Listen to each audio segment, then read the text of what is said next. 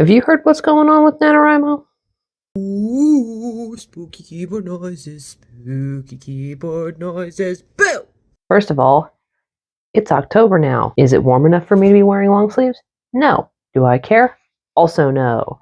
So last year I did a video saying that I wasn't going to be doing NaNoWriMo that year because, among other reasons, it didn't have the same vibe that it had when I first started. It started feeling more like a money-making venture instead of a nonprofit that was meant to create a supportive community for writers to all have this fun little challenge together for the month of November.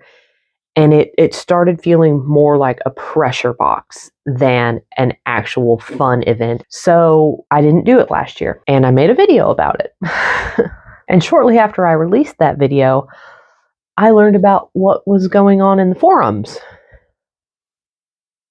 Now, I'm not going to go into too much detail about it. I hadn't actually used the forums in a very long time, so I didn't know any of this was going on until the news broke about it. Pretty much from the time Grant Faulkner took over from Chris Beatty back in like 2013, I felt like the organization lost a lot of what I really loved about it. And so I was like slowly kind of inching away from it because it wasn't really feeling like the fun environment it was back when Chris Beatty was, the head guy for it. The forums hadn't been engaging for a long time. And I was getting really annoyed with like the near constant fundraising emails. Even their pep talk emails kind of left me feeling a little bit slimy.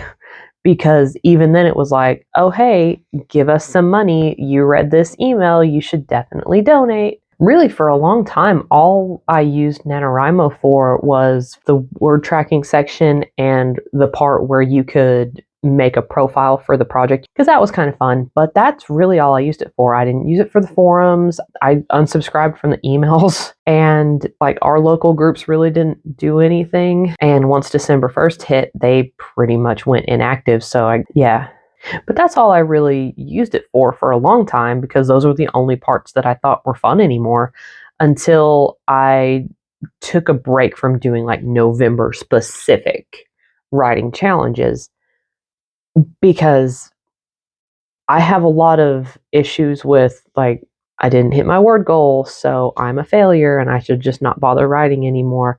It's why I make more compassionate goals now, but like once the word tracking app and the profile part weren't enough to keep me engaged, I just kind of stopped doing NaNoWriMo as a whole, because those two little things weren't enough to override my sense of failure if I didn't catch my words for a day, and I could see myself growing further and further behind. Go out of town for a weekend and suddenly you're 4,000 words behind, and it's like, oh my gosh, now I'm panicking. So had to stop doing that. But anyway, the forum thing was messed up, and if you want more information about it, you can Google that, because I'm not going into it here, but they basically shut down the forums in response.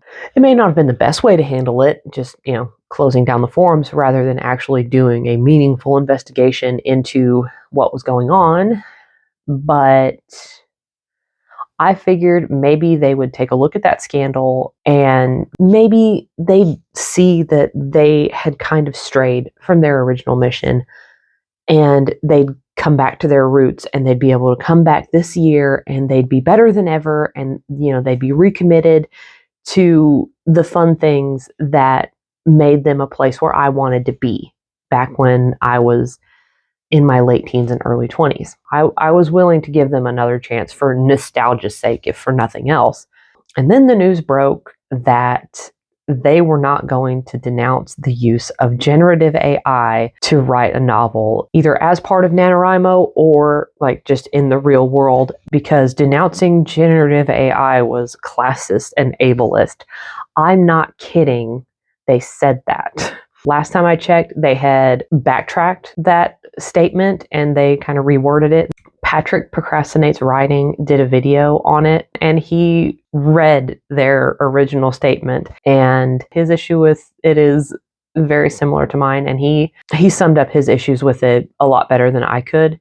Give his video a watch if you want like more of a deep dive into what they actually said and why that was a really boneheaded thing to say for a community of writers who are meant to write an original piece of something in that month. But after that came out, I can only defend them from a nostalgic point of view for so long, and that was pretty much when I was like, yeah, no, they are not the organization that they used to be. They are unrecognizable as the community that I once held so dear.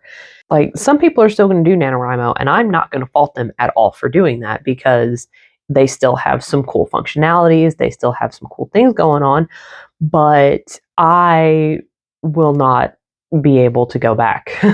Basically, I lost whatever nostalgic kind of respect I was holding on to, and I realized that they're not going to ever be the institution that I once cherished so deeply. So sometimes that happens.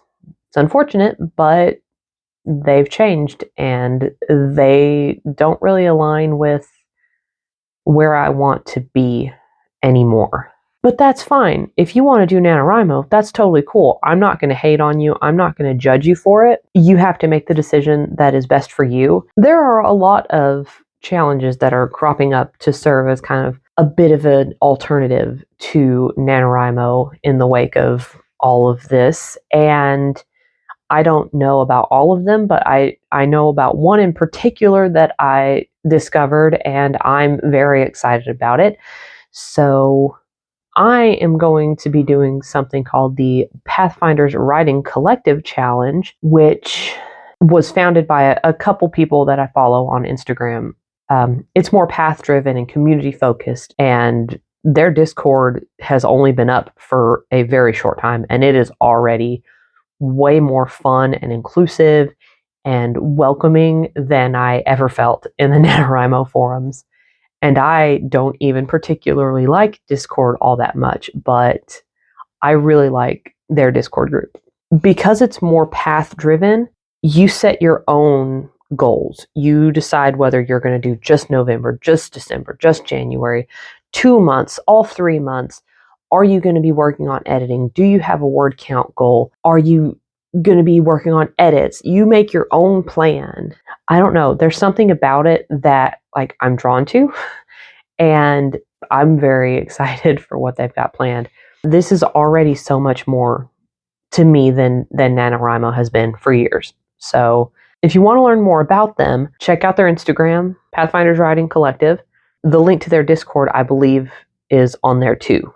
But their Instagram is where they post a bunch of stuff. So even if you don't want to do the Discord, you can still get information about them via their Instagram page. But yeah, I'm super excited about what this event is going to turn into. It's honestly been helping a lot with some of the issues that I mentioned in my last video. It's going to be fun. I'm very excited. New project going to be working on for the Pathfinders Writing Collective. It's going to be fun. Hope to see you there.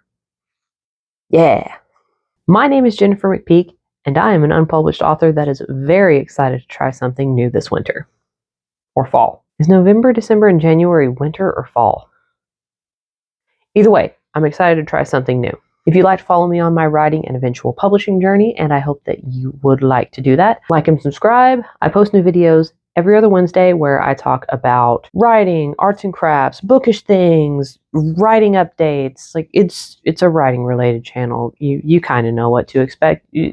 Just follow me and you'll find out for yourself.